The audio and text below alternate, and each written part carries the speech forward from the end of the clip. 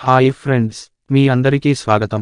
ఏఈపీస్ లేదా ఆధార్ పే సర్వీసులు ఉపయోగించే ప్రతి రిటైలర్ తప్పకుండా తెలుసుకోవాల్సిన ఒక ముఖ్యమైన అప్డేట్ వచ్చింది.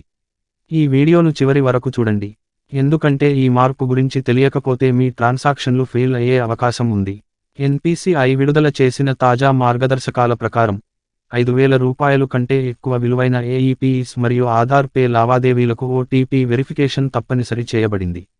ఈ కొత్త నిబంధన 2026 ఆగస్టు 3వ తేదీ రాత్రి 11 గంటల నుంచి అమల్లోకి వచ్చింది. అంటే ఇకపై కస్టమర్ 5,000 రూపాయలు కంటే ఎక్కువ మొత్తం విత్డ్రా చేయాలన్నా లేదా ఆధార్ పే ద్వారా చెల్లింపు చేయాలన్నా కస్టమర్ ఆధార్కు లింక్ అయిన మొబైల్ నంబర్కు ఓటీపీ వస్తుంది. ఆ ఓటీపీని నమోదు చేసిన తర్వాత మాత్రమే ట్రాన్సాక్షన్ పూర్తవుతుంది. రిటైలర్స్ గుర్తుంచుకోవాల్సిన విషయాలు: కస్టమర్ ఆధార్కు మొబైల్ నంబర్ లింక్ అయి ఉండాలి. ట్రాన్సాక్షన్ చేసే ముందు కస్టమర్ మొబైల్ తన దగ్గర ఉందో లేదో చూసుకోండి. ఓటీపీ లేకుండా 5,000 రూపాయలు పైగా ట్రాన్సాక్షన్ పూర్తి కాదు. ఈ కొత్త విధానం కస్టమర్ల డబ్బు భద్రతను మరింత పెంచేందుకు తీసుకొచ్చారు. ఈ సమాచారం అన్ని ఏఈపీస్ రిటైలర్లకు చాలా ఉపయోగపడుతుంది. కాబట్టి మీ స్నేహితులతో మరియు ఇతర రిటైలర్లతో తప్పకుండా షేర్ చేయండి.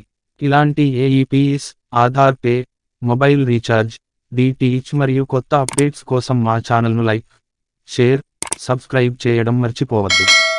ధన్యవాదాలు.